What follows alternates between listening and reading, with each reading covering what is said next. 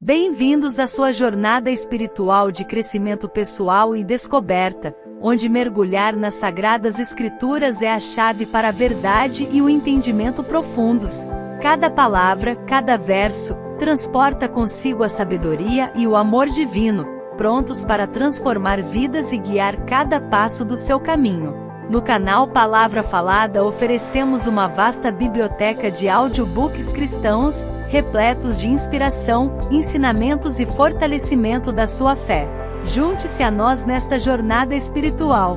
Inscreva-se agora e não se esqueça de deixar seu like para espalhar essa mensagem de esperança e amor, enquanto nos ajuda a crescer e a compartilhar novos conteúdos com você. Deixe os autores mais renomados serem seus professores, suas palavras inspiradoras motivando-o a alcançar novos patamares na vida. Inscreva-se agora e agradeça por se juntar a nós nessa busca pela verdade eterna. Não se esqueça de compartilhar este vídeo para levar a luz divina a mais corações sedentos por amor e esperança. Até a próxima etapa da sua jornada espiritual. Capítulo 12, As Alonso Allen. O Homem dos Milagres.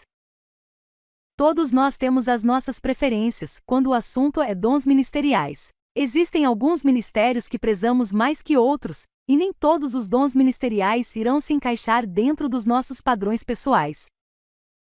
Alguns de nós podemos até ficar surpresos ao descobrir que nossa ideia de ministério, ou como esse ministério deve ser exercido, não coincida com o conceito de Jesus. Gosto de definir preferência mais como uma ideia particular do que uma revelação do nosso espírito.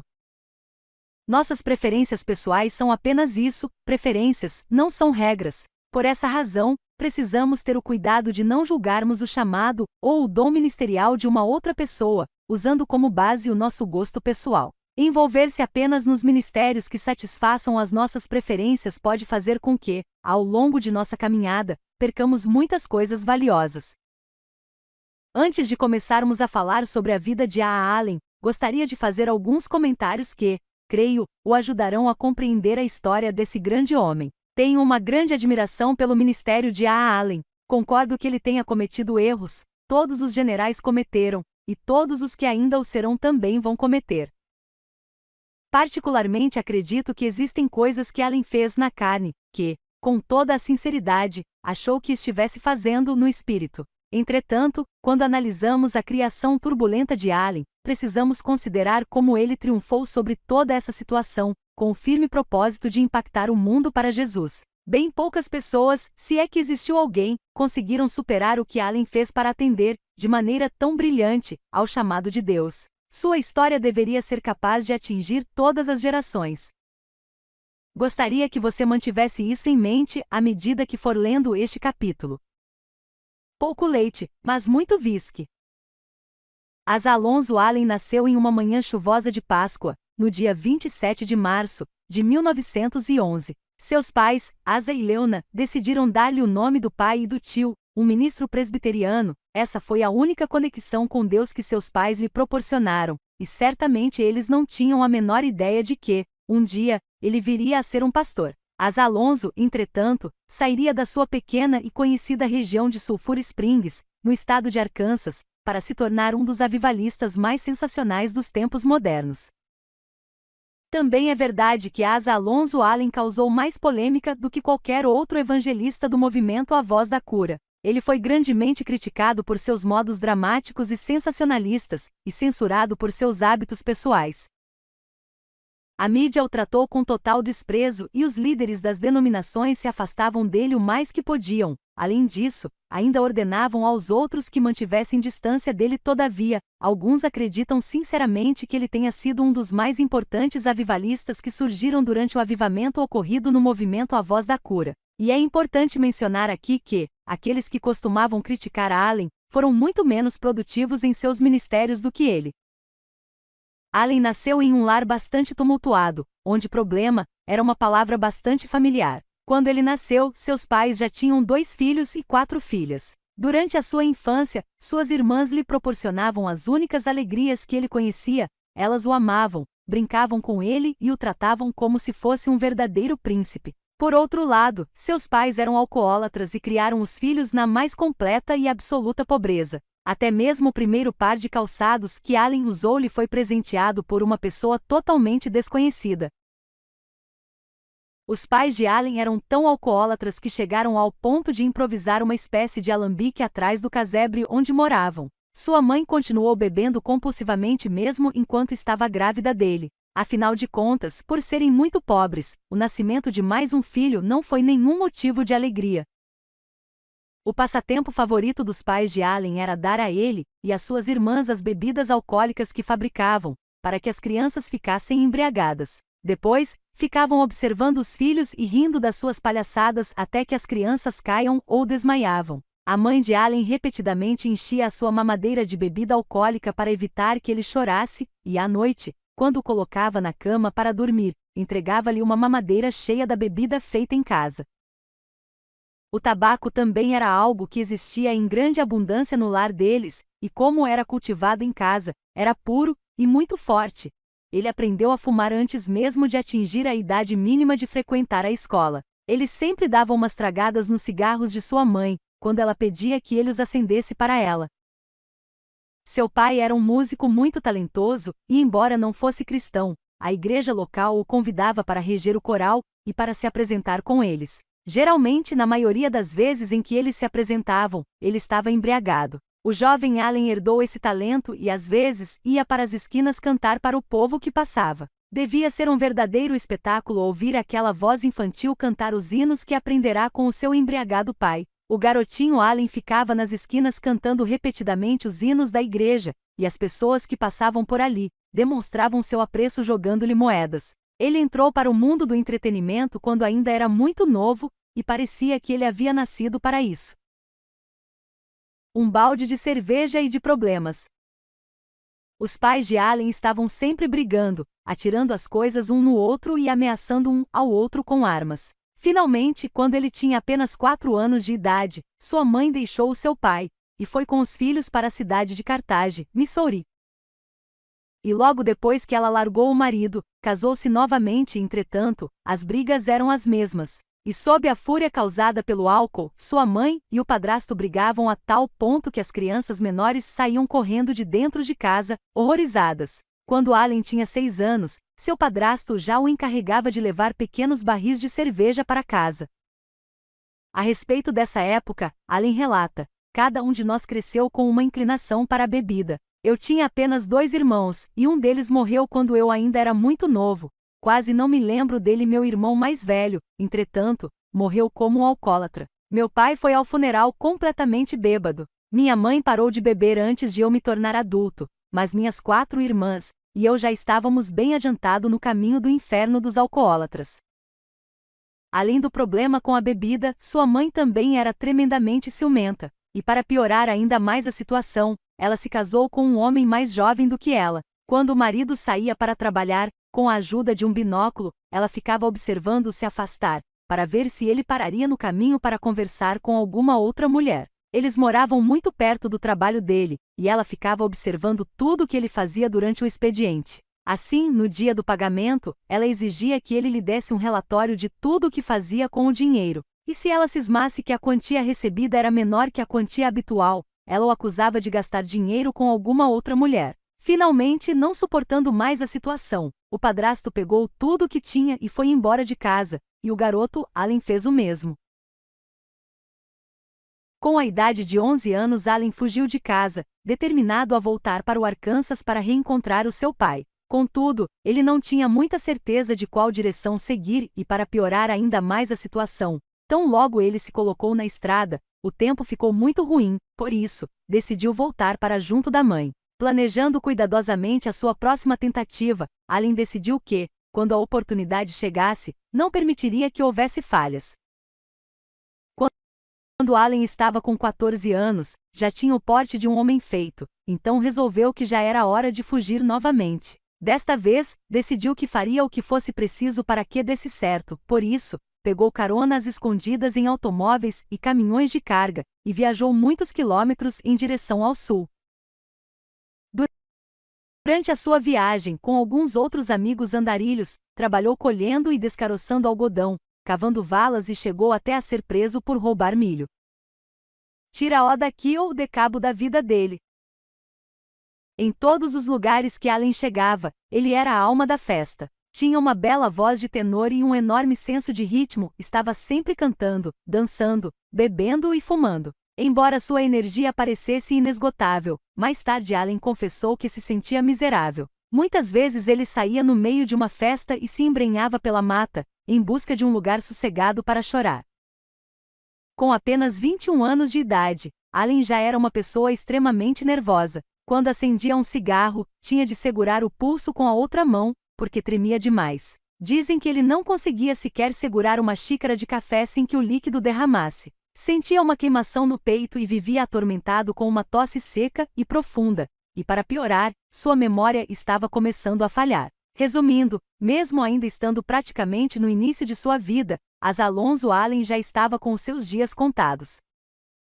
Sem ter nenhum lugar para onde ir, resolveu, então, voltar para a casa de sua mãe. Crendo que a vida no interior e refeições regulares lhe fariam bem, Allen tinha esperanças de poder recuperar a sua saúde. Contudo, tão logo chegou de volta à sua casa, retornou à prática dos velhos hábitos. Ali, naquele ambiente rústico do campo, Allen e sua mãe construíram uma destilaria clandestina para fabricar a própria bebida. Além da destilaria, todos os sábados à noite eles transformavam a casa deles em uma danceteria, e em pouco tempo, eles já estavam atraindo grupos de desordeiros em busca de diversão.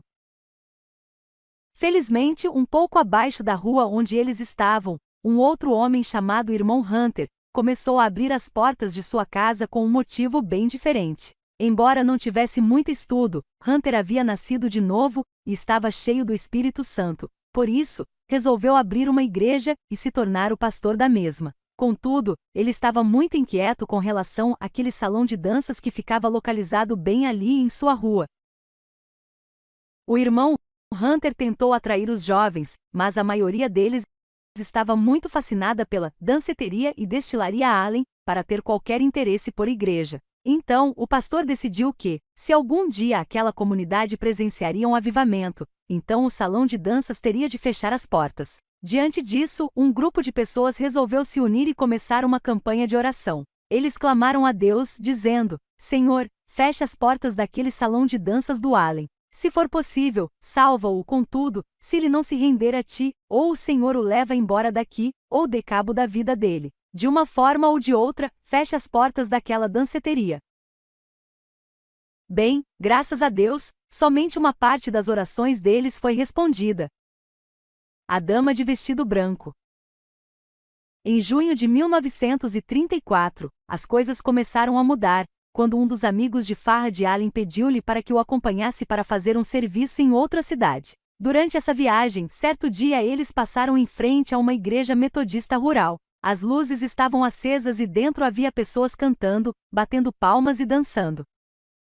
Allen estava impressionado. Aquelas pessoas ali estavam se divertindo. Ele pensava que igreja era um lugar solene e triste, então, pediu ao amigo que parassem ali. Quando entraram para investigar, encontraram algo que os deixou ainda mais surpresos.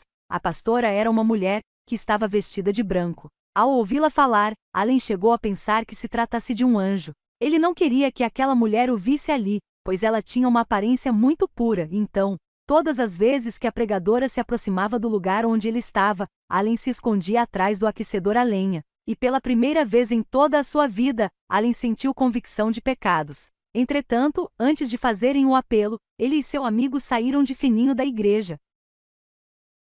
Durante toda aquela noite e no dia seguinte ele lutou com Deus em seu coração. Ele ansiava possuir a alegria e a paz que havia visto no rosto das pessoas daquela igreja. Então, decidido a não continuar lutando contra a convicção de Deus, resolveu voltar ao culto na noite seguinte. Ao começar o culto, Allen prestou muita atenção na letra de todas as canções que as pessoas cantaram, e também nos testemunhos que foram dados. O tema do sermão foi sobre como o sangue de Jesus lavou todos os nossos pecados. Assim, tão logo fizeram o apelo, ele levantou a sua mão o mais alto que pôde.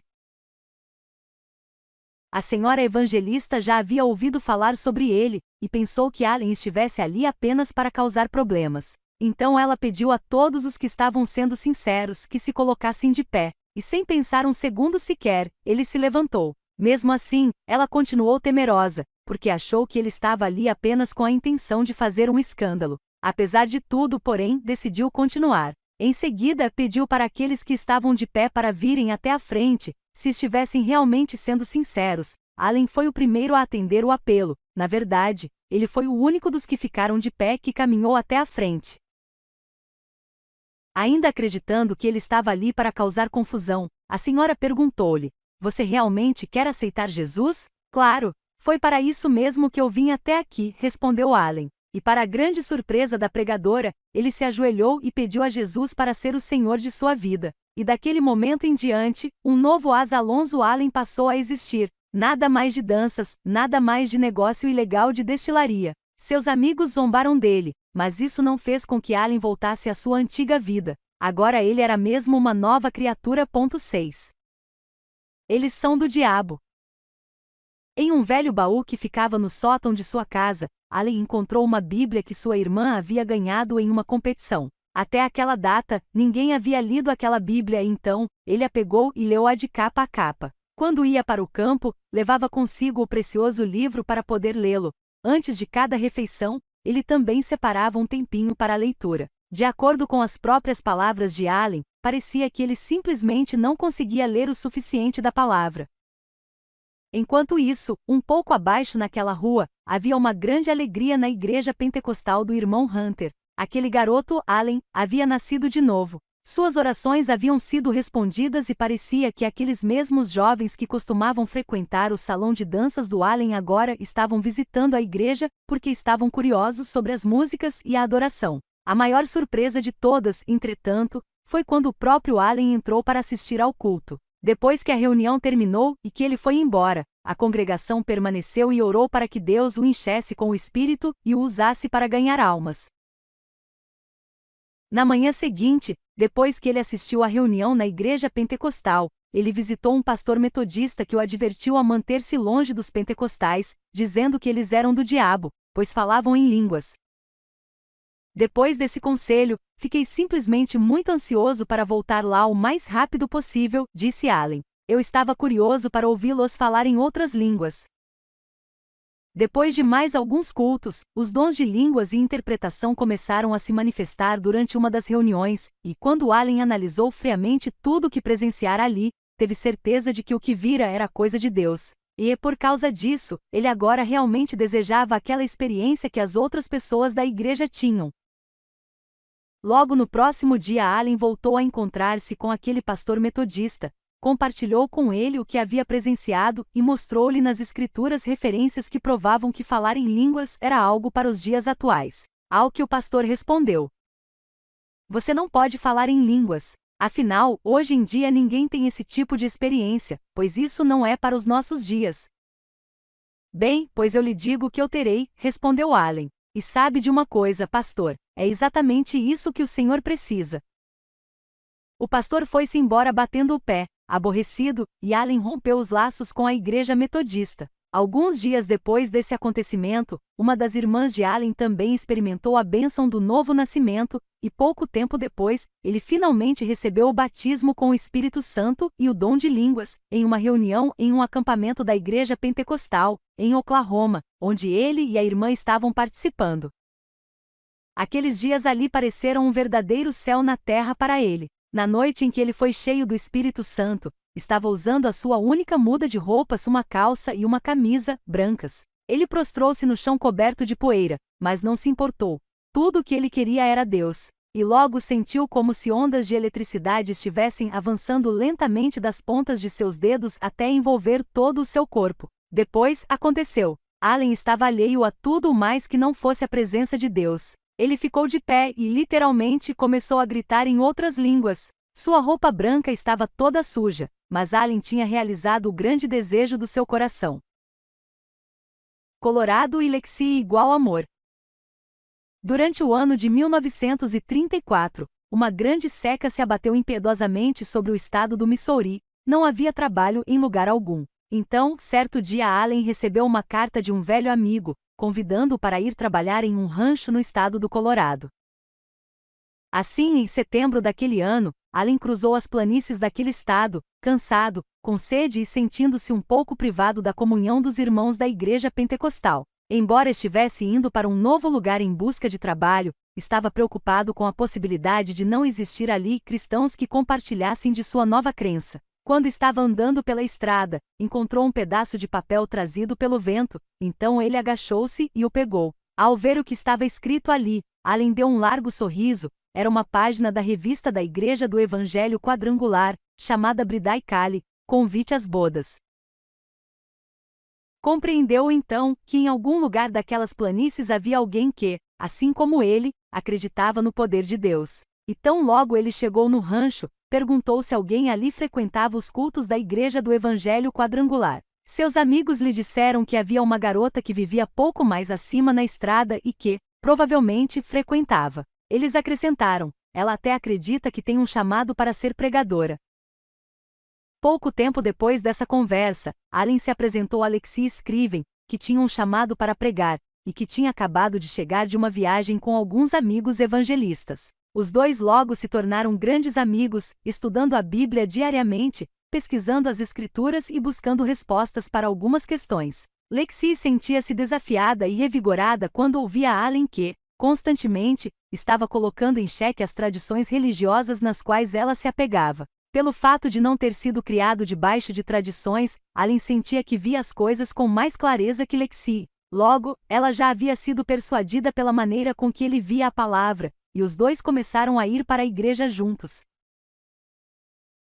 Pareciam inseparáveis, contudo, o relacionamento dos dois não era nada mais que uma grande amizade. Não passou muito tempo, e Allen voltou ao estado do Missouri, para ajudar a sua mãe a mudar-se para uma nova casa no estado de Idaho. Lexi foi para o Instituto Bíblico na cidade de Springfield, no Missouri, mas quase todos os dias recebia cartas de Allen. Não demorou muito, e os dois começaram a ver que estavam gostando um do outro, por isso, Allen escreveu-lhe uma carta pedindo sua mão em casamento. Ela aceitou e, no dia 19 de setembro de 1936, os dois se casaram no estado do Colorado. Mais tarde, a sua união foi agraciada com a chegada de 3 garotos e uma menina.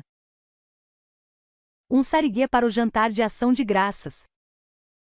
Allen e Lexi começaram sua vida de casados com apenas $100 no bolso, alguns presentes de casamento e um velho Ford modelo. Eles não tinham emprego e nem a promessa de algum, mas sabiam que Deus os havia chamado para pregar. Eles economizaram todo o dinheiro que conseguiram, com a intenção de poder entrar para o Instituto Bíblico Central naquele mês de setembro, e depois, sair do Colorado, seguindo pelo Missouri, com planos de dar uma parada para visitar a mãe de Allen. Entretanto, ao chegar na casa dela, a encontraram muito doente, sem nenhum dinheiro e ninguém para poder tomar conta dela. O casal imediatamente comprou comida e outras necessidades, cuidou da casa e pagou as contas. Assim, ficaram sem dinheiro e sem esperanças de entrar para a escola bíblica. Quando as condições de saúde de sua mãe melhoraram, Allen e a esposa continuaram a sua trajetória, procurando emprego e um lugar para morar. Durante essa busca, alguém sugeriu que eles realizassem um culto em uma casa, e assim, Deus concedeu a Allen a sua primeira oportunidade de pregar. E ao terminar aquela reunião, eles deixaram aquela casa com planos para a realização da sua primeira reunião de avivamento. Havia, porém, um problema: nenhum dinheiro e nenhuma esperança de consegui-lo, então o casal começou a cortar lenha para vender. E com o dinheiro que conseguiam, compravam gasolina para as viagens que faziam para pregar o Evangelho. Durante 2 semanas eles cortaram e venderam lenha, parando apenas para anotar alguma ideia que Deus colocava no coração deles, para usarem na pregação da noite. Naquela época, os heróis de Allen eram Dwight L. Moody e Charles Finney, por isso, nada mais normal do que basear a sua primeira pregação nos sermões desses 2 homens. Em seu primeiro dia de ação de graças, em vez de peru, o casal comeu sariguê, que eles alegremente aceitaram de alguém da igreja. Lexi o preparou e recheou exatamente como teria feito se fosse um peru. Ao final daquelas 2 semanas, os membros da congregação tiraram uma oferta para surpreender o pastor. O total da oferta foi de 35 centavos de dólar. Feijão e broa de fubá. Quando a última reunião ali naquela cidade terminou, eles receberam um convite para uma nova oportunidade de pregar. Contudo, havia um pequeno problema: O local ficava muito longe da casa deles para se conseguir chegar em apenas um dia de viagem. Assim, precisariam encontrar um outro lugar para ficar, próximo ao novo local de reuniões. E o único lugar disponível era uma cabana de 2 cômodos que estava sendo usada como celeiro, mas que o gentil proprietário consentiu em retirar os grãos para que eles pudessem se instalar ali. O piso estava com enormes rachaduras, as janelas estavam quebradas e a porta dos fundos havia desaparecido. Entretanto, fizeram o melhor que puderam, colocando um cobertor no lugar da porta, dependurando lençóis nas janelas e usando os assentos do carro como cama.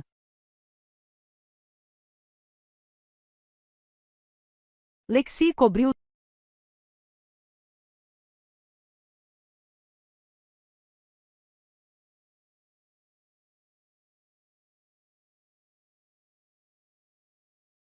os caixotes de laranja com alguns panos de pratos e usou-os como mesas e cadeiras e, durante semanas, passaram a feijão e broa de fubá, dependendo totalmente de Deus para suprir as suas necessidades. Em seu diário, havia anotações de ofertas especiais no valor de 5 centavos. E foi durante essas reuniões que o casal Allen aprendeu sobre o poder da oração. Certo dia, depois de um culto de oração, todos os não-crentes que compareceram às reuniões de avivamento, as quais aconteceram após um período de oração, puderam vivenciar a experiência do novo nascimento. 30 pessoas foram salvas em apenas 2 semanas, e muitas delas tiveram que caminhar mais ou menos 10 quilômetros simplesmente para estarem ali. Após realizar um culto de batismo para aqueles novos convertidos, a família Allen pegou novamente a estrada. Se existissem empregos disponíveis naquele tempo, com certeza Allen teria conseguido algum, contudo, não havia nada disponível, e por isso, gastava o seu tempo estudando a Bíblia e orando. Além disso, visitava as pessoas e orava por suas necessidades. Ouvia sua voz como se fosse um redemoinho. Por volta do final dos anos de 1930, apenas algumas semanas depois do nascimento do primeiro filho deles, Allen aceitou o convite para pastorear a Igreja Assembleia de Deus Memorial Tower, na cidade Holly, no estado do Colorado. Enquanto estava ali, Allen foi licenciado pastor dessa denominação. Decidido a descobrir o segredo do poder de Deus, Allen começou a orar e a jejuar, e a buscar ao Senhor. Jejuar era algo novo para ele, e por isso, encontrou alguns problemas. Justamente quando ele ia buscar a Deus, começava a sentir o cheiro da comida que sua esposa estava preparando para ela e para o filho. Assim que ele começava a orar, o cheirinho da comida que Lexi estava preparando chegava às suas narinas. E, por mais que se esforçasse, não adiantava. O espírito estava pronto, mas a carne era fraca. Ele acabava desistindo, saindo do aposento onde estava orando, para participar da refeição em família.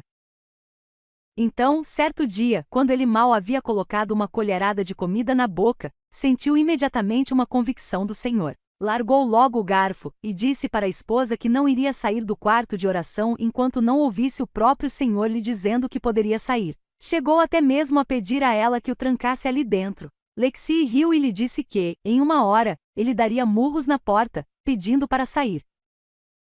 Entretanto, as horas passaram e nada de ele bater a porta pedindo para sair. Assim, depois de lutar contra a sua carne e vencer, Allen encontrou vitória dentro de seu local de oração. Em suas próprias palavras, ele nos diz como foi essa sua experiência com o Senhor. Eu comecei a entender que aquela luz que estava iluminando o meu quarto de oração era a glória de Deus. A presença do Senhor era tão real e poderosa que achei que morreria ali mesmo, de joelhos. Então, como se fosse um redemoinho, eu ouvi a sua voz, era Deus. E ele estava falando comigo. Aquela era a gloriosa resposta que eu vinha buscando tão diligentemente, e pela qual eu estava esperando desde a minha conversão, aos 23 anos. O Senhor falava comigo mais rápido que qualquer ser humano conseguiria, mais depressa que eu podia acompanhar mentalmente. Ele estava me mostrando uma lista de coisas que se interpunham entre mim e o seu poder. Depois de cada novo item adicionado à lista em minha mente, seguia-se uma breve descrição ou explicação daquele requisito e de sua importância. E, à medida que Deus ia falando comigo, eu ia escrevendo. O preço a pagar pelos milagres. Quando finalmente anotei o último requisito na lista, Deus falou mais uma vez, dizendo: esta é a resposta. Quando você tiver colocado no altar da consagração e da obediência, o último item desta lista, então você não apenas curará os doentes, mas, em meu nome, também expulsará demônios e verá muitos milagres ao pregar a palavra, pois eis que lhe dou poder sobre toda a força do inimigo. Na mesma ocasião, Deus me mostrou que as coisas que constituíam impedimentos ao meu ministério, também estavam impedindo o ministério de milhares de outros obreiros. Finalmente eu descobri o preço que precisava pagar para ter o poder de Deus em minha vida e ministério. Aqui estão os requerimentos que Asa Alonso Allen disse que o Senhor lhe falou. Se ele compreendesse estes 13 pontos e obedecesse a Deus em relação a eles, veria o poder miraculoso do Altíssimo em seu ministério. Primeiro, entender que não conseguiria realizar milagres de maior qualidade que os de Jesus. Segundo, entender que é possível andar como Jesus andou. Terceiro, ser irrepreensível como o próprio Deus. Quarto, ter Jesus como seu único exemplo. Quinto, negar os desejos carnais por intermédio do jejum. Sexto, depois de negar-se a si mesmo, seguir a Jesus 7 dias por semana. Sétimo, convencer-se de que sem Deus o homem não pode fazer absolutamente nada. Oitavo, livrar-se do pecado em seu corpo. Nono, não perder tempo em discussões vazias e inúteis. Décimo, entregar seu corpo totalmente para Deus para sempre. 11º, acreditar em todas as promessas de Deus. Os outros 2 pontos se tratavam de pecados de estimação especificamente mencionados pelo Senhor. Allen nunca sentiu que poderia compartilhá-los com alguém. A visita do céu, o primeiro milagre. Finalmente Allen começou a bater a porta do quartinho para que a sua esposa o deixasse sair, e tão logo ela viu o rosto do marido, disse: "Você encontrou a resposta." Sim, o Senhor me visitou do céu, e aqui está a resposta. Ali, escrito naquele pedaço de papel, estavam os 13 requisitos dados por Deus. O casal sentou-se em sua velha mesa da cozinha e juntos, choraram, quando Allen contou a Lexi toda a história e lhe mostrou a lista.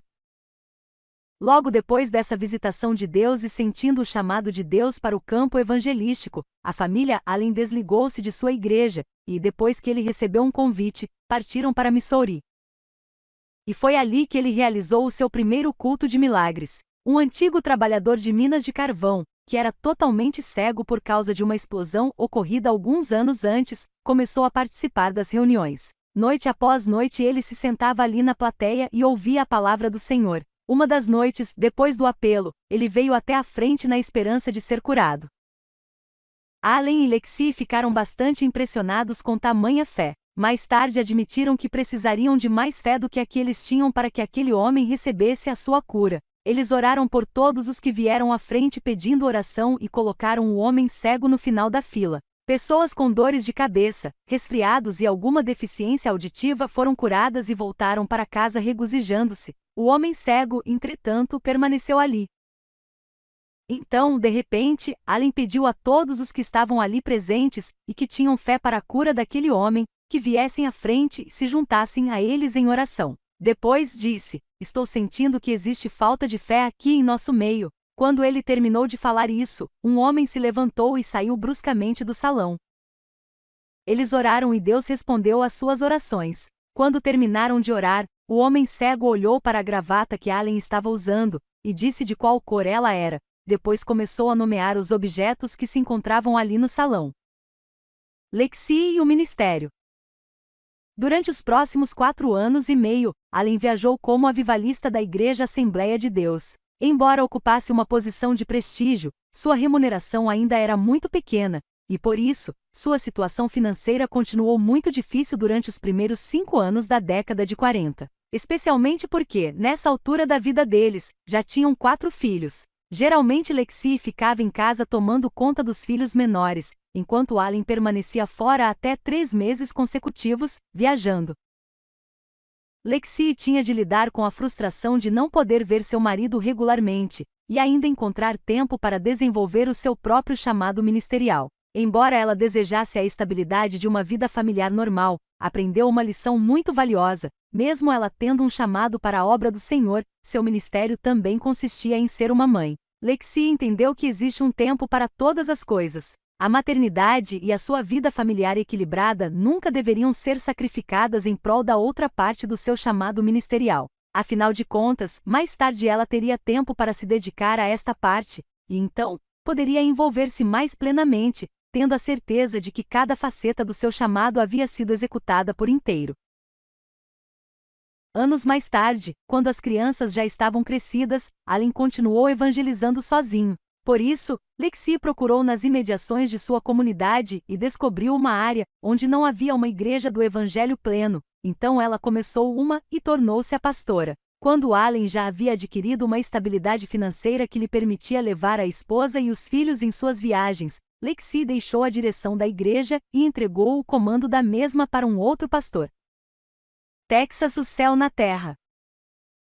Em 1947, Lexi recebeu um telefonema de Allen, dizendo-lhe para preparar tudo, pois iriam mudar-se para a cidade de Corpus Christi, no Texas. Afinal de contas, ele havia sido convidado para ser o pastor de uma das maiores igrejas da Assembleia de Deus daquela região, e estava muito empolgado, pensando na estabilidade que isso poderia proporcionar à sua família. Ele disse a Lexi que, provavelmente, permaneceriam ali até que Jesus voltasse.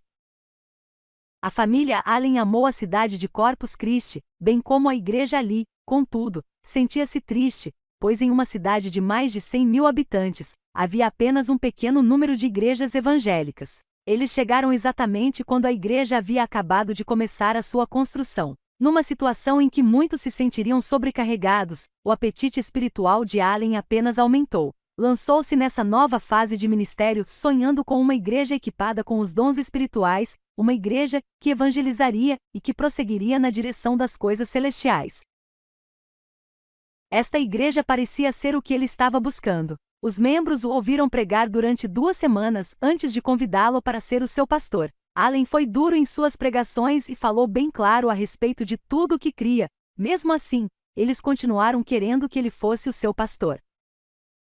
Alonzo Allen dedicou inteira atenção a todas as áreas daquele ministério, escolhendo e treinando cada um dos seus colaboradores. A frequência aumentou e logo a igreja já não tinha espaço para acomodar a todas as pessoas que compareciam às reuniões. Um golpe mortal. A igreja já estava com uma frequência de algumas centenas, mas a intenção de Allen era alcançar a cidade por intermédio de um programa radiofônico. Então ele começou a traçar planos para um programa de rádio bem-sucedido, e chegou até a participar de um seminário sobre radiodifusão na cidade de Springfield, Missouri. Ao terminar o seminário, voltou para casa vibrando e cheio de planos. Então, convocou uma reunião especial com os líderes da igreja, para explicar-lhes detalhadamente seus planos para alcançar a cidade através das ondas do rádio. Ele tinha certeza de que os integrantes do seu conselho abraçariam a sua visão. Entretanto, um dos presentes informou-lhe que o conselho não aprovava a sua iniciativa e que ele estava extrapolando nas despesas. Aquele líder continuou dizendo que Allen os havia ajudado a construir uma das mais belas igrejas no Texas, mas que precisariam de tempo para se recuperar dos gastos, e que não tinham condições de acompanhar os planos dele. Depois que esse homem terminou, um outro levantou-se e chamou a atenção dos presentes para os enormes gastos que teriam com aquele projeto, e de que isso seria um tremendo fardo para a igreja. A opinião geral era de que eles já haviam realizado muito em pouco espaço de tempo, e que, por enquanto, não necessitavam de mais nenhum investimento. Allen ficou simplesmente arrasado e terminou a reunião na mesma hora. Creio ser necessário esclarecer algo aqui. Era o chamado de Allen que lhe dava energia para prosseguir, e esse chamado não era ser um pastor, mas evangelizar a nação. Ele tinha a fibra espiritual necessária para esse tipo de trabalho, era algo intrinsecamente ligado ao seu chamado. E isso não é muito comum em leigos, o que não quer dizer que haja necessariamente algo errado com eles, é apenas o que normalmente se vê. Deus nos concedeu os 5 dons ministeriais para crescermos espiritualmente, de modo que possamos todos acompanhar o tempo do céu. Precisamos das pessoas leigas e, é óbvio, também precisamos dos pastores. Entretanto, igualmente importante, precisamos que todos assumam o encargo de sua chamada e trabalhem debaixo da unção celestial. Infelizmente, porém, Allen inocentemente tentou dissimular e restringir o seu chamado ao ministério pastoral. Será que você pode imaginar como deve ser difícil tentar limitar o chamado de um evangelista avivalista? Quando o conselho daquela igreja vetou os planos de Allen, destruíram, mesmo que sem querer, uma grande parte do seu ser, amarrando a sua vida e impedindo a realização de uma parte do seu destino. Allen havia tentando fazer concessões ao seu chamado por desejar segurança material, o que é compreensível, já que ele queria ser um pai mais presente para os seus filhos. Contudo, não demorou muito para ele perceber que o preço era elevado demais. Teria sido melhor, embora possivelmente mais difícil, buscar a Deus e encontrar uma outra maneira de resolver a questão. Escuridão, tormento, inferno, o colapso.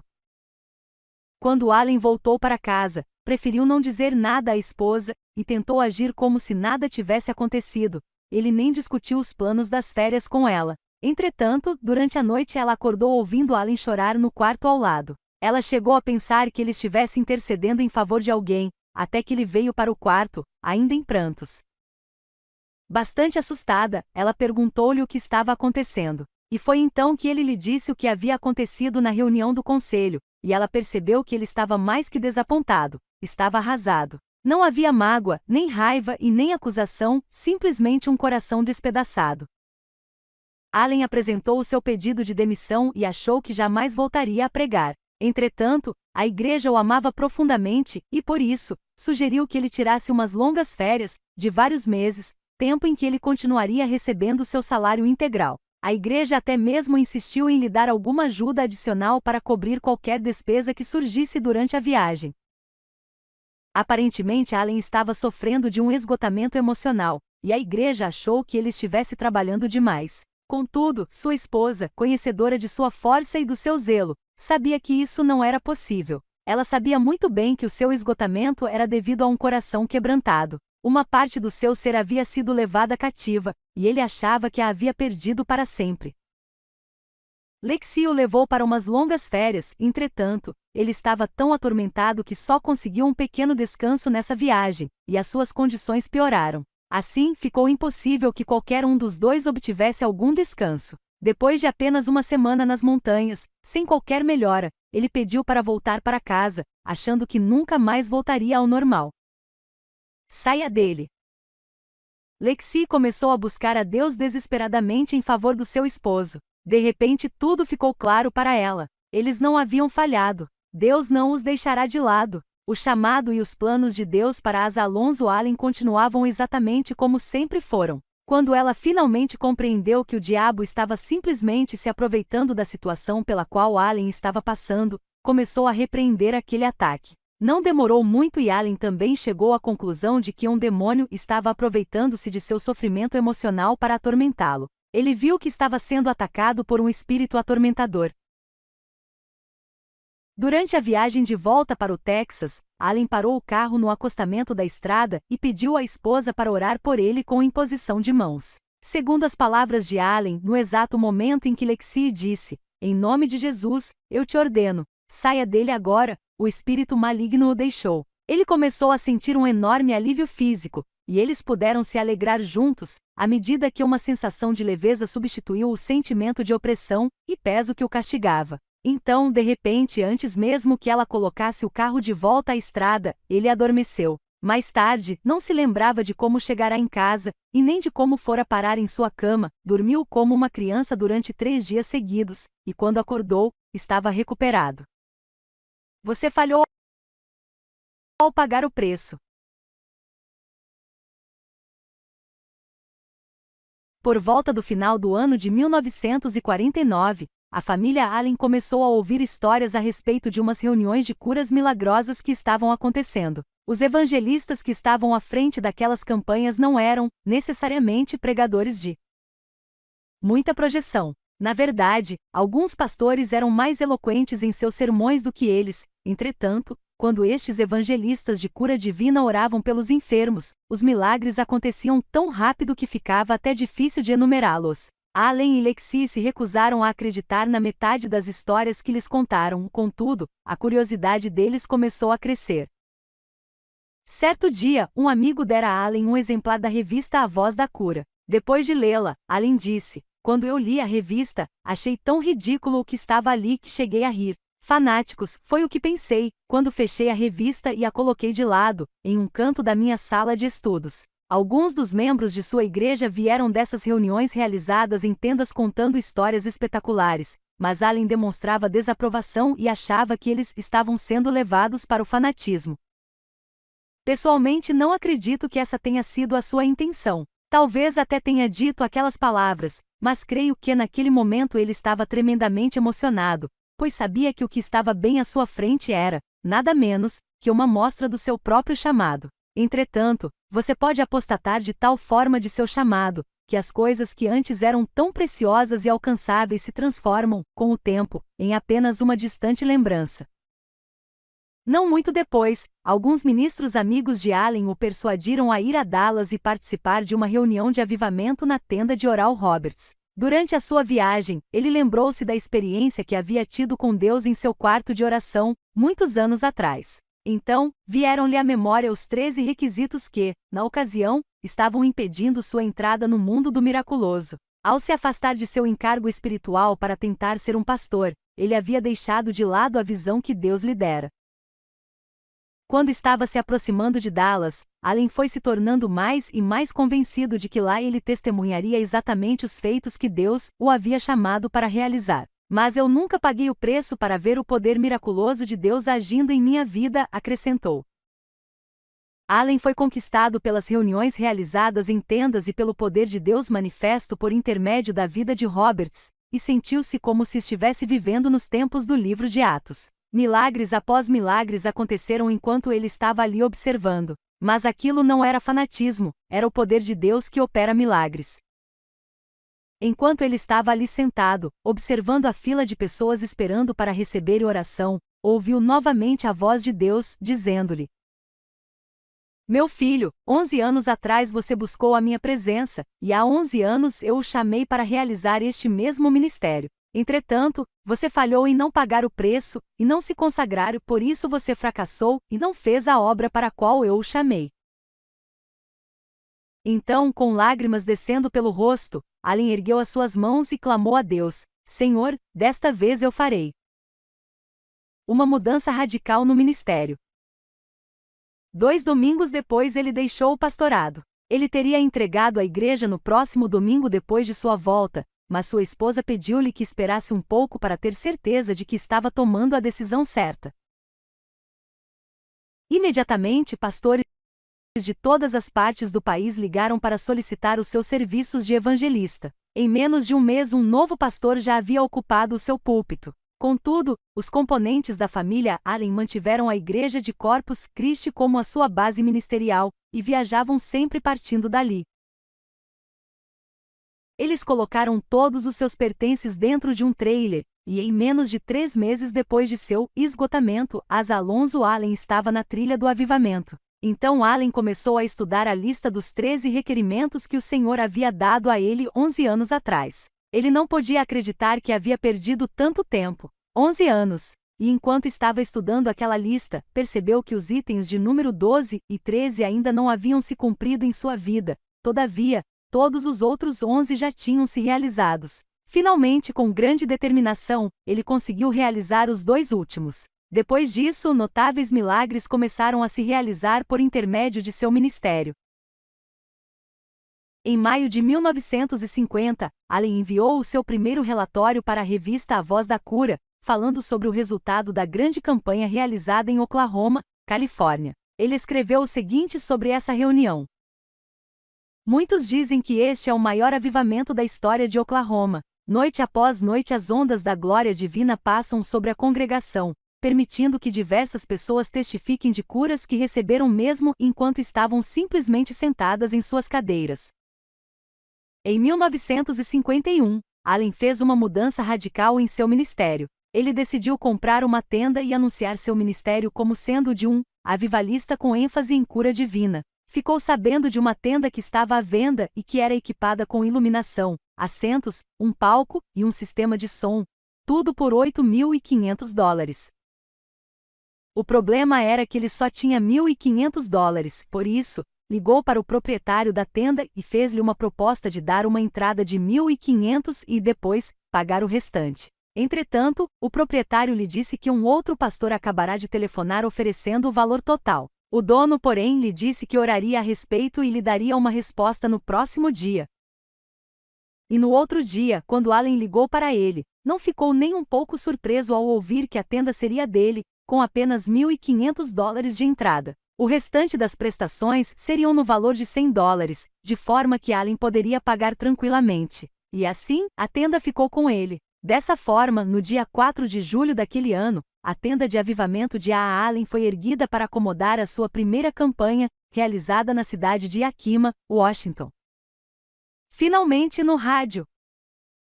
Em novembro de 1953, Allen finalmente viu o seu sonho realizado, quando começou a apresentar o programa radiofônico Allen e a Hora do Avivamento, nacionalmente conhecido, transmitido em 9 estações de rádio e em outras 2 estações de superpotência. E 2 anos depois, em 1955, o seu programa já estava em 17 rádios latino-americanas e em 18 norte-americanas.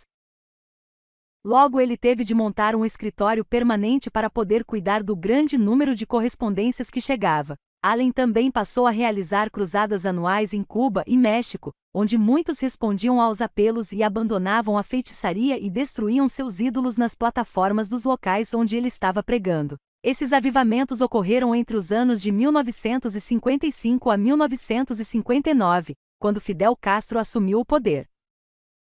Allen parecia alcançar ainda mais sucesso em meio à pressão e perseguição. Costumavam descrevê-lo como sendo um homem baixo, bochechudo, que tinha um olhar bravo, que gritava no momento, e em seguida, falava baixinho, quase cochichando. Era um pregador típico da religião à moda antiga, com os mesmos costumes de bater o pé, dar gritos, chorar, soltar exclamações de glória a Deus, falar em línguas bem alto e até dançar no púlpito, de modo extravagante. De vez em quando ele começava a pular tocando um pandeiro. Em seus cultos era possível ver alguém dando cambalhotas corredor abaixo, e passando em frente à plataforma com movimentos espasmódicos, e muitas pessoas, em meio ao auditório se movendo como que dançando balé.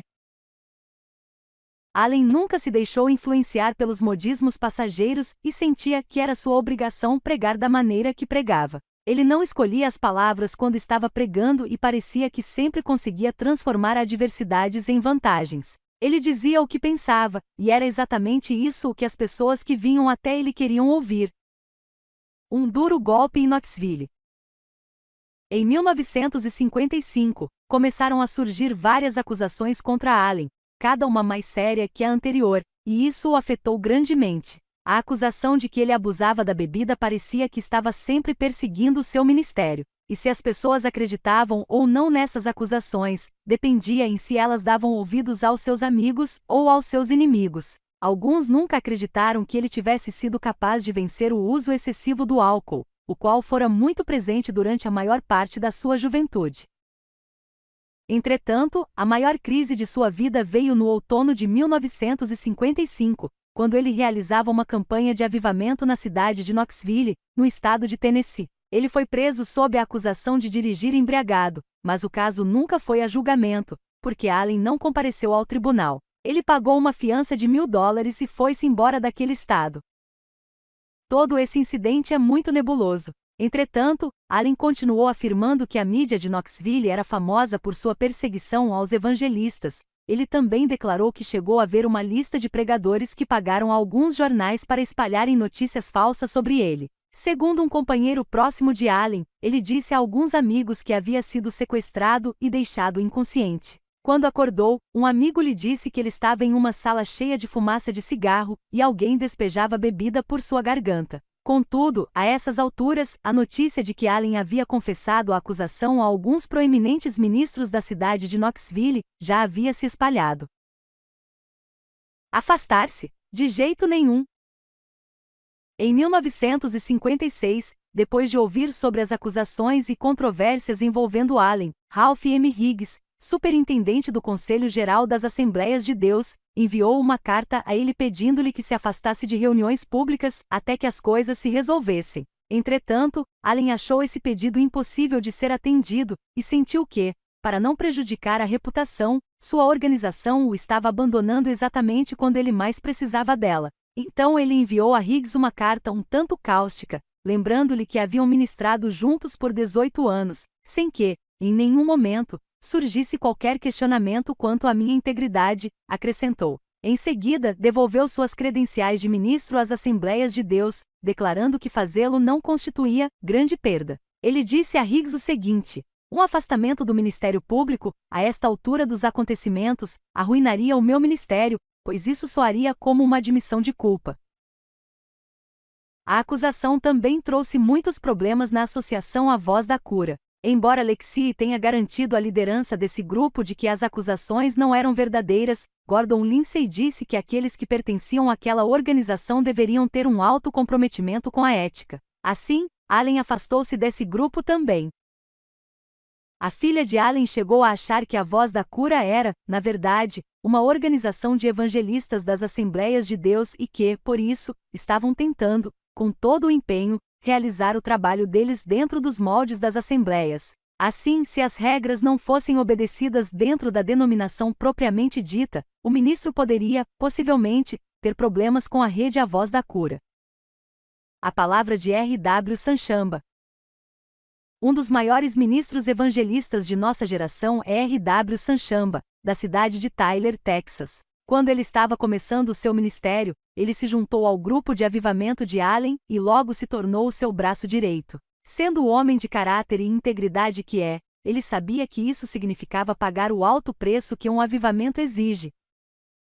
Recentemente, Sanchamba e eu estávamos na mesma cidade, participando da mesma reunião, quando resolvi compartilhar com ele a minha visão a respeito da importância de preservar a história para as gerações vindouras. Então ele concordou em contar-me o seu lado da história de Allen. Assim, enquanto conversávamos, ele compartilhou comigo algumas coisas muito interessantes. Ele me disse que havia se unido à equipe de avivamento de Allen exatamente na noite anterior àquele incidente em Knoxville. Em seguida, fez uma afirmação surpreendente, contrária a qualquer outro relato escrito a respeito de Allen.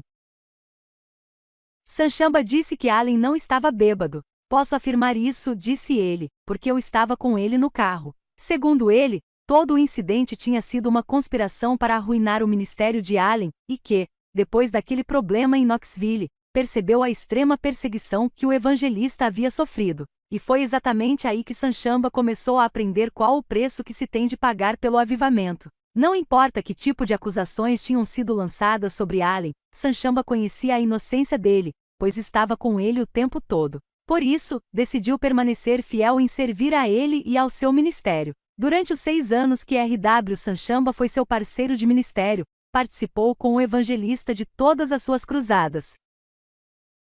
Ele era um homem de Deus, relembrou. Estávamos juntos o tempo todo, éramos inseparáveis. Quando tínhamos de viajar juntos, dividíamos o mesmo quarto. Ele nunca fez nada que fosse contrário à palavra, e era um homem de oração e milagres. Foi assim que eu o conheci, concluiu o amigo. Sanchamba também descreveu Allen como sendo uma pessoa de fácil contato, de quem as pessoas podiam se aproximar a qualquer hora. Não havia a menor inveja nele, disse sorrindo. Se eu começasse a pregar sobre um assunto qualquer, ele gritava de lá: vai em frente, Sanchamba, é a sua vez. E aí, assentava-se e me deixava pregar, não importava onde estivéssemos. Ele fazia piada ao falar das roupas e da personalidade de Allen. Dizia que era uma mistura entre James Cagney e Spike Jonze.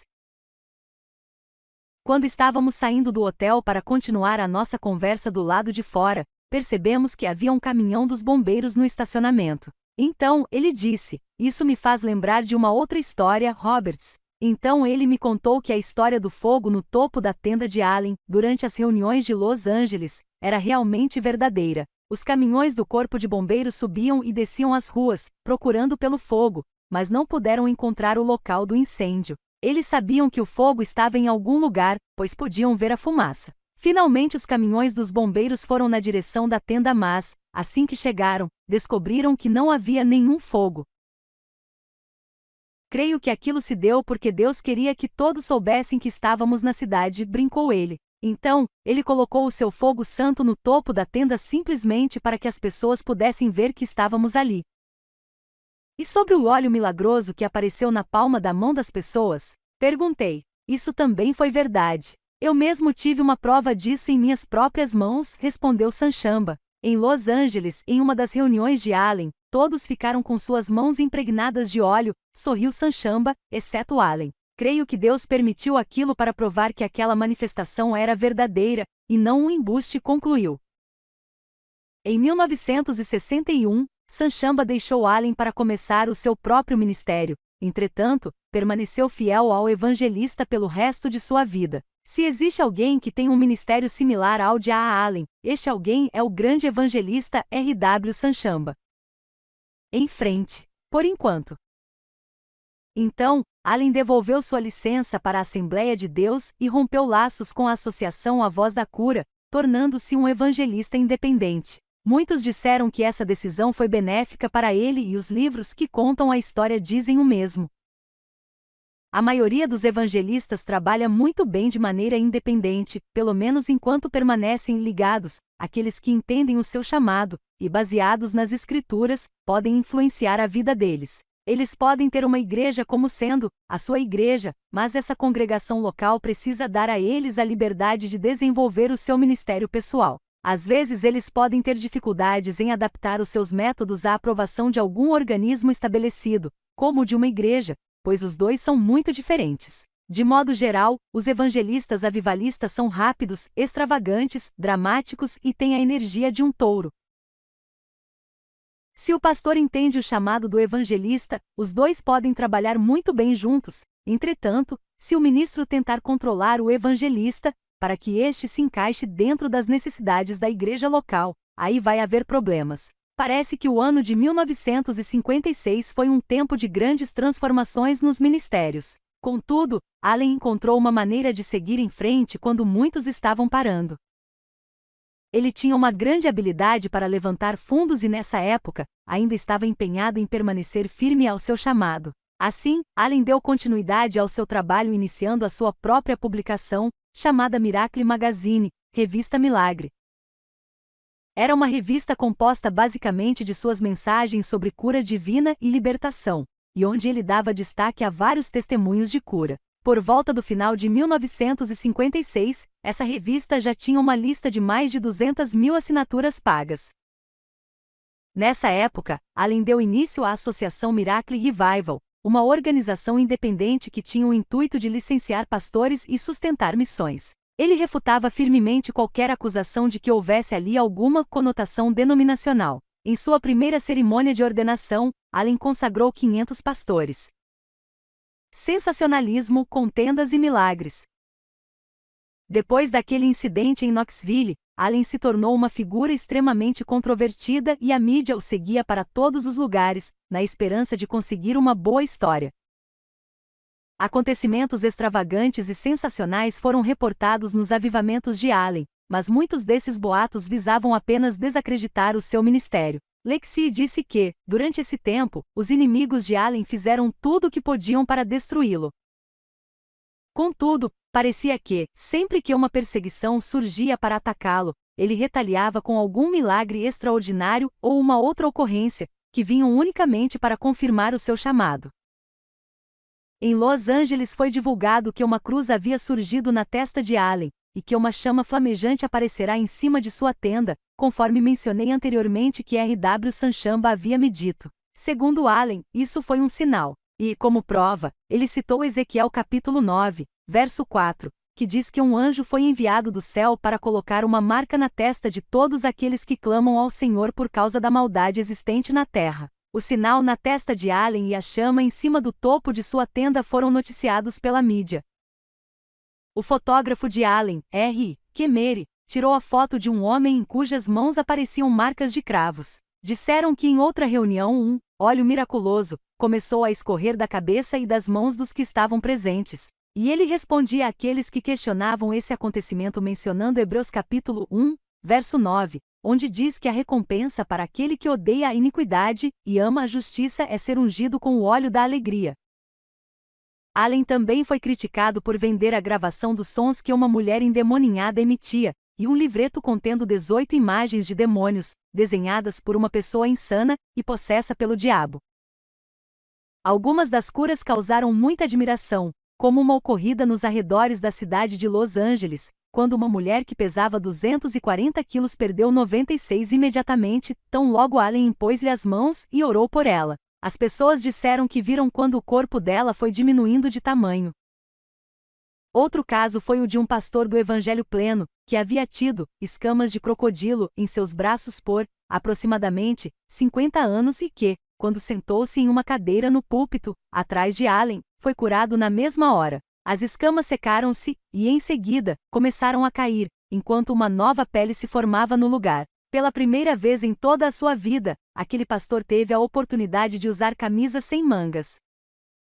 Ainda um outro caso. Certo homem estava dirigindo pela autoestrada, ouvindo o programa de Allen chamado A Hora de Allen, quando foi tocado profundamente em seu coração. Então ele parou o seu carro no acostamento, colocou as suas mãos sobre o rádio, e orou com Allen, pedindo a Deus que colocasse de volta todas as partes do seu corpo que estavam faltando. Os médicos haviam tirado o seu pulmão direito, 3 costelas e um osso do peito. Além disso, por causa de uma doença, ele também tinha perdido o segundo dedo do pé esquerdo. Naquela noite, o seu dedo cresceu completamente, inclusive com unha. Mais tarde, quando os cirurgiões tiraram um raio-x do seu tórax, viram que tudo o que haviam retirado dele estava de volta aos seus devidos lugares.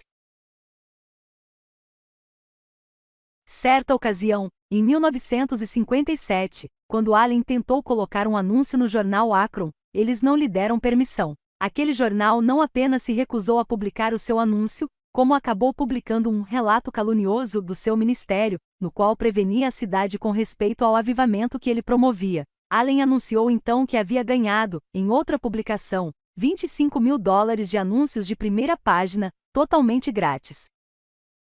Em meados dos anos 50, ele desencadeou todo um ataque ao denominacionalismo e às religiões de homens. Embora muitas das coisas que ele tenha dito e escrito com relação a essa questão sejam verdade, aparentemente ele estava falando por causa de mágoas e frustrações que sentia. Quando ele tentou reatar os laços de relacionamento com a liderança da Assembleia de Deus, segundo o próprio Allen, ele foi banido por eles, e ainda recomendaram a outros que também o ignorassem. Embora desmentisse essa acusação, o Conselho Geral da Igreja fez uma declaração dizendo que seu ministério lançava sombra. Em outras palavras, se alguém se associasse a ele, o próprio caráter dessa pessoa seria colocado em questão.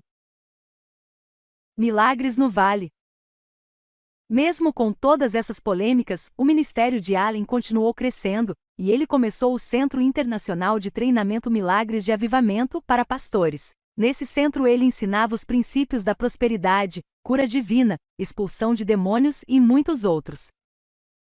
Em janeiro de 1958, durante uma campanha de avivamento na cidade de Phoenix, Arizona, Deus o chamou para fundar uma escola bíblica ali. Naquela mesma manhã, Allen ganhou uma propriedade de aproximadamente 500 hectares, distante apenas alguns quilômetros da cidade de Tombstone, naquele mesmo estado. Ele chamou aquela terra de Vale dos Milagres e começou a construir ali o centro de treinamento e sede do seu ministério. Allen dobrou a quantidade de terras e muitos membros de tribos americanas nasceram de novo como resultado de seu ministério. Muitos cristãos que moravam naquela área foram fervorosamente reavivados, e lá pelos anos de 1960, o local se transformou em uma próspera cidade. O ano de 1958 foi um ano de crise para o movimento de avivamento A Voz da Cura, contudo, não o foi para Allen. Nesse ano ele anunciou um programa de 5 frentes para o seu ministério no Vale dos Milagres, campanhas de avivamento em tendas, programa radiofônico Allen e A Hora do Avivamento, programas missionários Alemar, o Centro de Treinamento Vale dos Milagres e um departamento de publicações. Foi também nessa época que ele começou a ensinar sobre prosperidade, à luz da Bíblia. Na verdade, a maioria das coisas que ele ensinava estava associada, de alguma forma, com prosperidade financeira. Pessoas de diferentes camadas sociais frequentavam as suas reuniões, e ele pregava a mesma mensagem, com a mesma eloquência, a cada tipo de audiência. Allen nunca mudou um sermão para adequá-lo a algum tipo especial de classe social. Tudo podia ser visto nas reuniões que ele promovia, desde gente que se adornava com casacos de pele e pérolas, até aquele que usava macacão e andava descalço. Ao se passar pelo estacionamento, via-se desde Cadillacs de pintura impecável a veículos com capô amarrado com fios de arame enferrujado.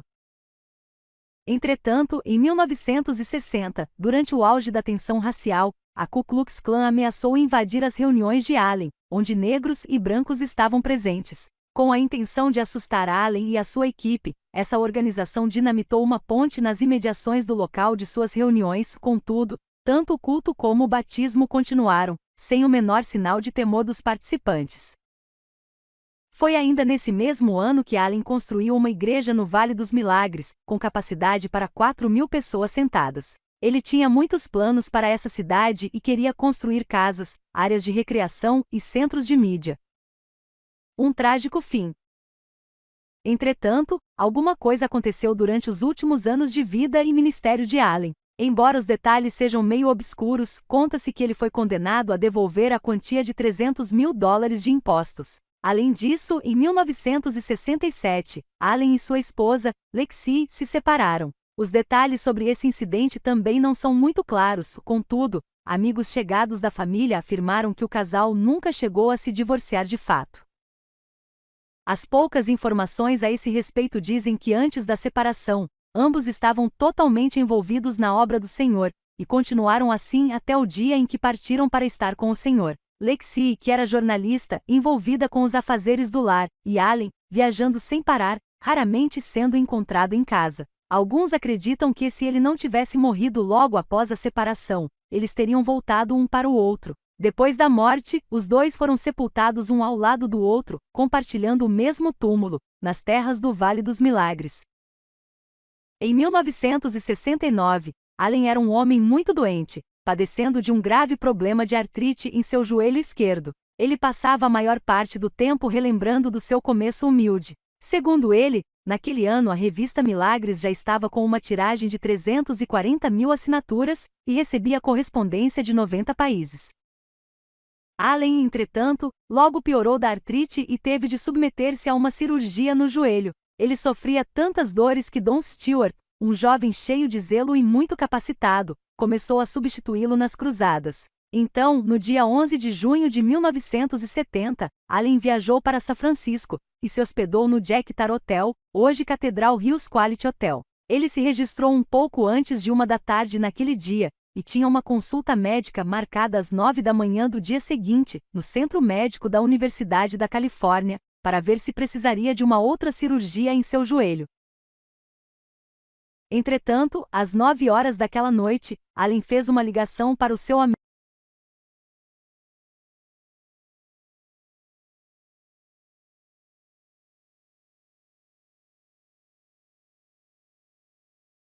Bernard Schwartz. O teor exato daquela conversa é desconhecido.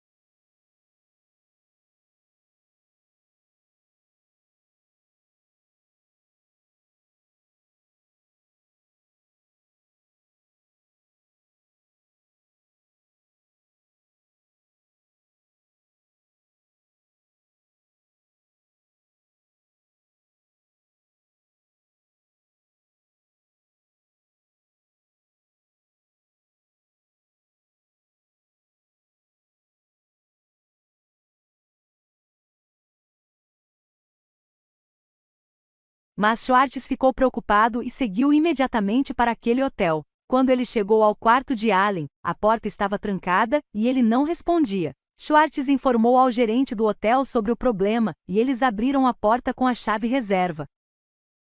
Exatamente às 9h15 da noite, Schwartz e o gerente do hotel encontraram o corpo de Allen. O relatório do médico legista afirma que Allen estava sentado em uma cadeira em frente à televisão. Contudo, ele foi oficialmente considerado morto às 23h23 do dia 11 de junho de 1970. Allen morreu aos 59 anos de idade. O que aconteceu, segundo o relatório do legista?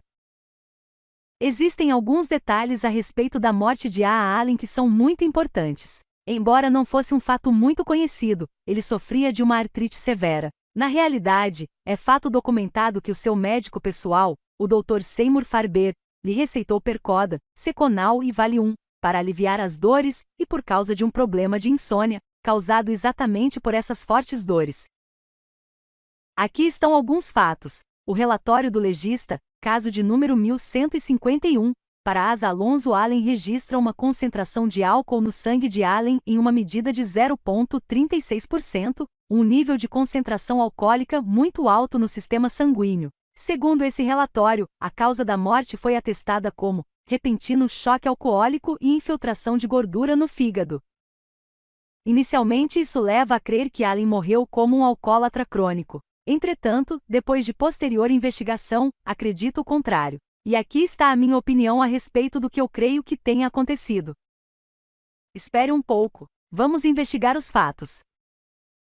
Primeiramente, não podemos nos esquecer de que o seu médico particular o conhecia muito bem. Embora o alcoolismo crônico possa enganar um principiante, não consegue enganar o médico pessoal de um paciente, especialmente quando esse médico pessoal costuma examinar tão frequentemente os seus pacientes, como o Dr. Farber tinha o cuidado de fazer com relação a Allen. Ele não teria prescrito drogas tão altamente viciantes como o Percoda, o Valium e o Seconal a um alcoólatra crônico, pois isso teria sido uma sentença de morte, porque a mistura do álcool com barbitúricos e narcóticos pode levar à morte. Quando o sangue de Allen foi examinado e feitos registros por um laboratório do Departamento de Toxicologia, não foi encontrado nenhum vestígio de drogas em seu sistema, embora houvesse uma grande quantidade de remédios prescritos no local em que Allen foi encontrado morto. Seus amigos mais chegados dizem que Allen detestava, até mesmo odiava medicamentos prescritos. Ele estava sempre afirmando que não tomaria remédios quando tivesse de pregar, pois os efeitos da droga o faziam ficar com um raciocínio lento e o impediam de pensar claramente. Sabendo como Allen fora criado, acredito que o problema era questão de atitude pessoal. Ele estava sofrendo com uma artrite que lhe causava dores cruciantes. Na verdade, eram dores tão intensas que ele mal conseguia se mover. O pessoal médico que trabalha com pacientes que sofrem de artrite dizem que não é muito raro o paciente usar o álcool com propósitos medicinais. Muitos fazem uso disso, em vez de correrem o risco de desenvolverem um vício pelas drogas prescritas. Não estou aqui dando uma desculpa, apenas apresentando uma realidade. Creio que deveria ser reconhecido que o relatório do legista diz que Allen morreu por causa de alcoolismo repentino e não crônico. Existe uma diferença bastante distinta nas terminologias médicas. O termo repentino significa choque ligeiro ou repentino, mas crônico significa contínuo ou, em outras palavras, um alcoólatra. O relatório do legista diz que Allen morreu por causa de um repentino choque alcoólico, e não do alcoolismo propriamente dito.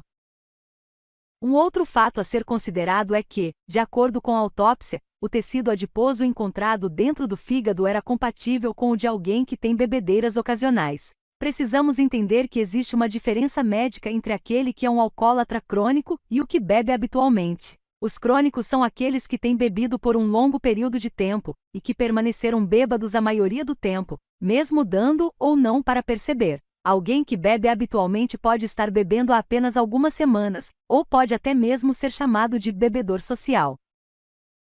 Discutindo o diagnóstico dessa autópsia com vários proeminentes médicos e especialistas por todo o país, eles me explicaram que as condições desse fígado não configuravam cirrose. A cirrose em um fígado é provocada por alcoolismo crônico e é, na verdade, o necrosamento do tecido do fígado, necrosamento este que vai avançando ao longo do tempo. Se o tecido adiposo interno permanece comprometido em função da ingestão habitual de bebida alcoólica, esse quadro poderia levar à cirrose.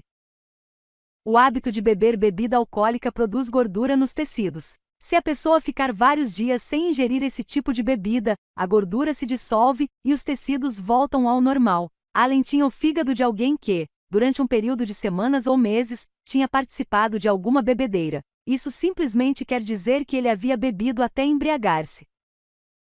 Em todo o relatório do legista, grande parte das discussões centraliza-se na questão da condição artrítica de Allen, e não no conteúdo alcoólico encontrado em seu sangue. Na verdade, não há nenhuma evidência de que Allen tenha sido um alcoólatra, e isso foi provado pelas condições de seu fígado. Pelo contrário, existem bem mais evidências de que o álcool tenha sido ingerido apenas de forma medicinal.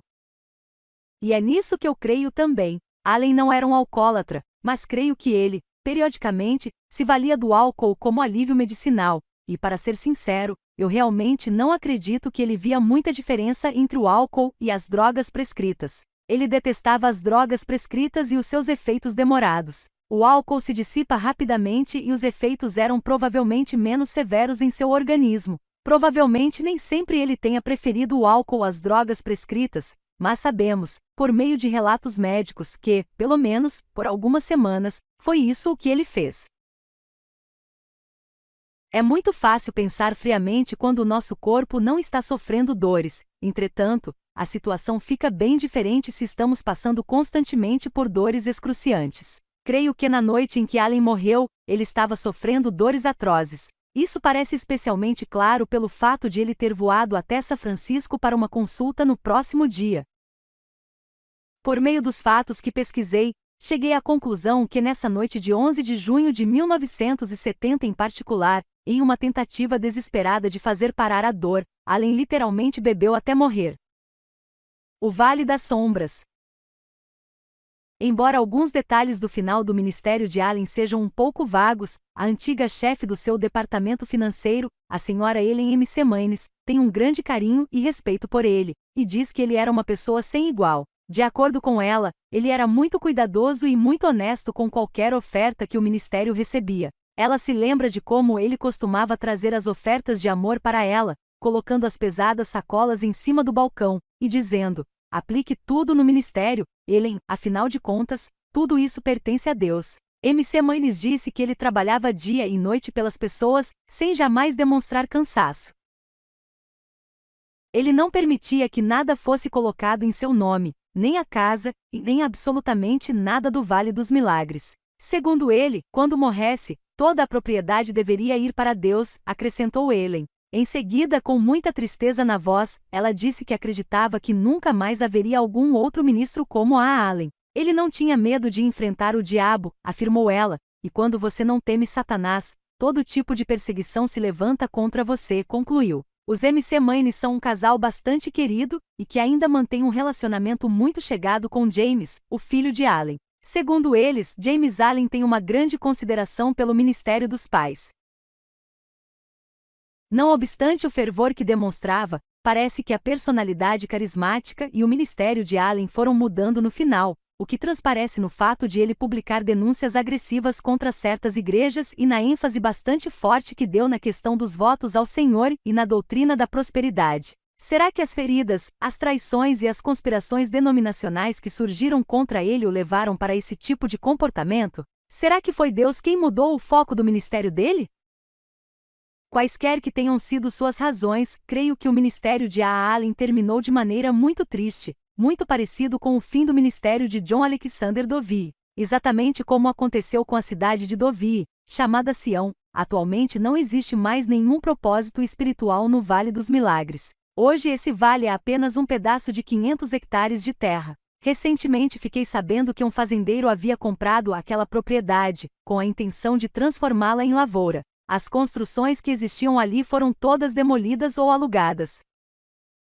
Há algum tempo, organizei uma excursão ao Vale dos Milagres com o intuito de conseguir encontrar alguma coisa que pudesse nos dizer um pouco mais sobre Allen. O que encontramos ali, entretanto, nos deixou simplesmente chocados. Em uma grande pilha deixada ao lado de um dos prédios, encontramos centenas de cartas de testemunhos, cadernos de anotações pessoais, cartas-livros de relatórios financeiros, fotos do ministério, textos originais da revista Miracle Magazine, rolos de filmes, negativos de fotografias e um diário de valor inestimável, contendo testemunhos de curas, acompanhadas das respectivas fotos. Eram testemunhos sobre centenas de curas: surdez, alergia, enxaquecas, doenças pulmonares, úlcera, câncer, artrite, deficiência nos ossos, cegueira, entre outros. Estava tudo lá, e quem quer que tenha jogado todas aquelas coisas no lixo o fez, obviamente, com a clara intenção de tentar destruir qualquer vestígio do ministério de A. Allen.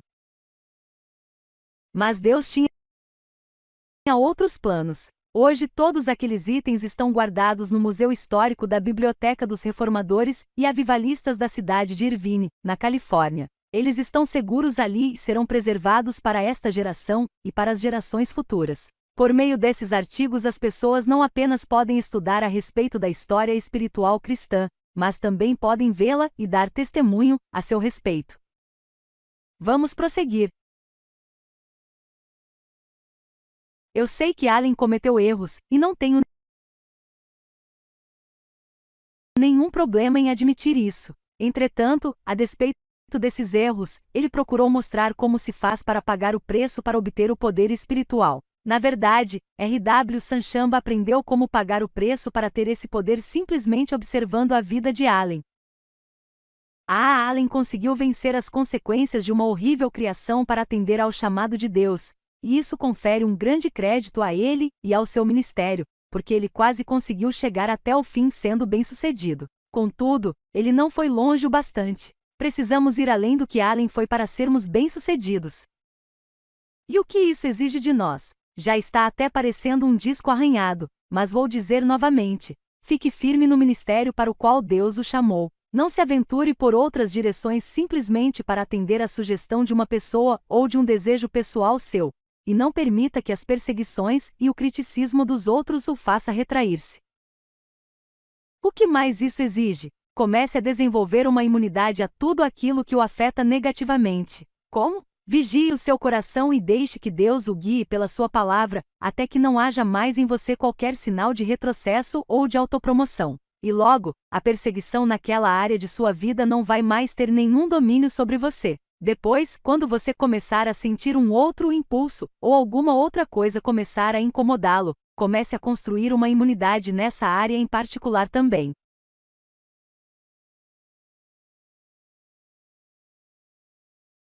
Procure referências bíblicas que façam alusão a esse problema específico em relação ao seu chamado. Depois, declare essa verdade ao seu coração até que isso sature o seu ser e se torne parte de você. É assim que você desenvolve imunidade com relação a alguma coisa. Então, quando essas coisas tentarem aprisionar você, enfrente, e a palavra vai guardar o seu coração. Ao final, você terá conseguido se fortalecer espiritualmente nessa área.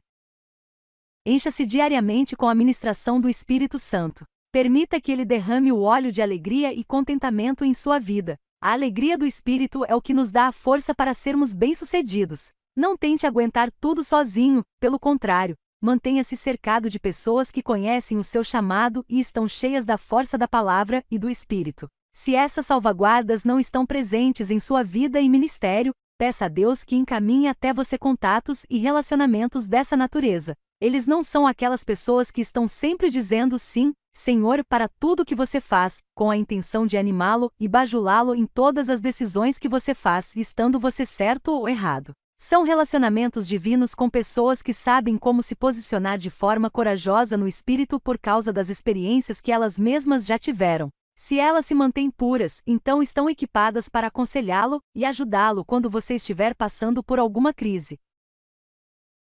Não busque nas Escrituras passagens para retaliar aqueles que o acusam. Se o fizer, acabará tendo um ministério cheio de aspereza e amargura. Há momentos em que somos tentados a agir assim, no entanto, é Deus que defende aqueles que são dele. Por isso, deixe que Deus faça a parte que é dele, e faça você a sua. Procure orientação nas Escrituras primeiro. E quando a palavra de Deus o curar, então você terá adquirido imunidade por meio da palavra, e será diariamente cheio do Espírito Santo. Depois disso, estará pronto para alcançar o próximo nível no ministério. Entretanto, se você continuar com uma atitude de condenar os outros, não sairá do lugar. E quando permanecemos em um mesmo nível por muito tempo, começamos a ficar frustrados e tentamos procurar outros caminhos ministeriais. Alguns têm permanecido em uma posição de estagnação por tanto tempo, que não conseguem encontrar o caminho de volta. Não existe nada novo debaixo do sol. O que aconteceu com esses grandes homens e mulheres do passado pode acontecer novamente, por isso, devemos aprender com as experiências deles e fortalecer o nosso homem interior. Precisamos de força espiritual para cumprirmos a vontade de Deus. Determine que a sua vida e o seu ministério serão um sucesso tanto no céu, como na terra, para a glória de Deus. Tomo 2, Dedicatória e Prefácio de R.T. Kendall. Olá! Seja bem-vindo ao projeto Anunciai a Cristo. Este é o 14º episódio da série Generais de Deus, de Robert Liardon. Neste segundo tomo, será apresentado o seguinte conteúdo: Sumário. Dedicatória. Prefácio de R.T. Kendall. Capítulo 1. F.F. Bosworth, pioneiro da cura. Capítulo 2. George Jeffreys, o maior apóstolo pentecostal da Grã-Bretanha. Capítulo 3, Lester Sumrall, correndo com uma visão celestial. Capítulo 4, Oral Roberts, espere por um milagre. Capítulo 5, Charles e Francis Hunter, se nós podemos, você também pode. Dedicatória. Dedico este livro às vidas apaixonadas de Robert e Millicent Spillman, líderes pioneiros do movimento carismático na Inglaterra. Comparo seu ministério ao de Priscila e Áquila, no Novo Testamento, que ajudou pessoas a encontrarem o caminho mais perfeito. Ele começou a falar corajosamente na sinagoga, mas, quando Priscila e Áquila o ouviram, levaram-no consigo e lhe expuseram com mais precisão o caminho de Deus. Conforme Atos dos Apóstolos, capítulo 18, verso 26, ALM 21. Robert, Bob, nasceu em Watford, Inglaterra, em 1924. Ele entrou para a Marinha Real devido às exigências da Segunda Guerra Mundial. Após a guerra, Bob, engenheiro mecânico e civil qualificado, foi trabalhar no Ministério das Obras, supervisionando a construção de novas estradas na Nigéria. Lá ele conheceu Millicent. Quando adolescente, Millicent aceitara Jesus como seu Senhor e Salvador em sua igreja local, em Chaderton, Inglaterra.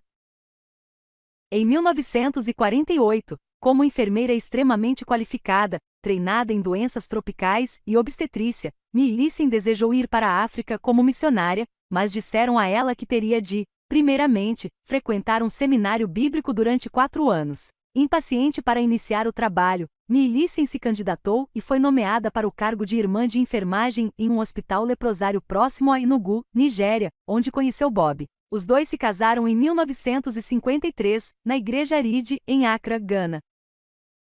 Foi por meio do testemunho firme de Millicent acerca do amor de Deus em sua vida que Bob veio a conhecer Jesus como seu Senhor e Salvador. Voltando ao Reino Unido, Bob e Millicent estabeleceram uma vida familiar com seus 3 filhos, enquanto a carreira de Bob disparava. Pouco tempo depois, Bob e Millicent experimentaram o batismo do Espírito Santo, o que influenciou Bob a deixar uma carreira segura na indústria e dar um passo de fé, seguindo a direção do Senhor.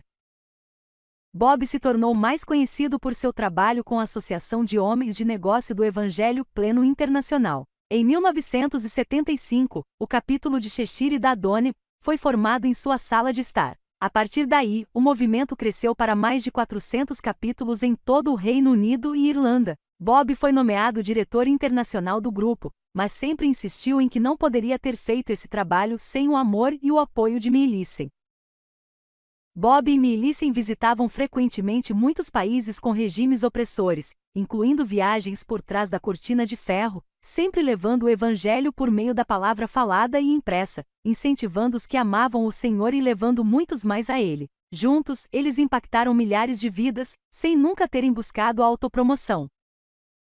Homem de fala mansa, mas erudito, Bob viu a necessidade de os cristãos terem acesso a livros cheios do Espírito. Ele abriu uma editora, a Faith Builders, e se tornou o primeiro a importar esses livros para o Reino Unido e a Europa. Hoje existem milhares de crentes com vidas cheias do Espírito devido à sua influência e seu ministério. Bob foi para o céu em janeiro de 1999. Ele deixou sua esposa, Millicent, seus 3 filhos e 5 netos, todos eles totalmente comprometidos com o Senhor e seguidores do plano de Deus para suas vidas. Um verdadeiro cavalheiro se foi, deixando muitas saudades. Obrigado pelo exemplo que vocês dois deram como um casal cristão. Obrigado por atravessarem tempos difíceis e não desistirem. Somos melhores porque vocês foram fiéis ao chamado de Deus em suas vidas. Robert Liardon. Londres, Inglaterra. Janeiro de 2011. Capítulo de Cheshire da Adone. Fundada em 1952 pelo empresário Demos Shakarian, norte-americano, descendente de armênios, a Adone foi criada para fortalecer valores através da sinergia entre empresários e autoridades que compartilham experiências de sucesso. A associação conta com vários grupos em todo o mundo, chamados de capítulos. Todos eles, com suas próprias diretorias compostas de empresários, realizam jantares, encontros, reuniões, almoços e cafés da manhã promovendo o evangelho entre empresários de sua região. Prefácio.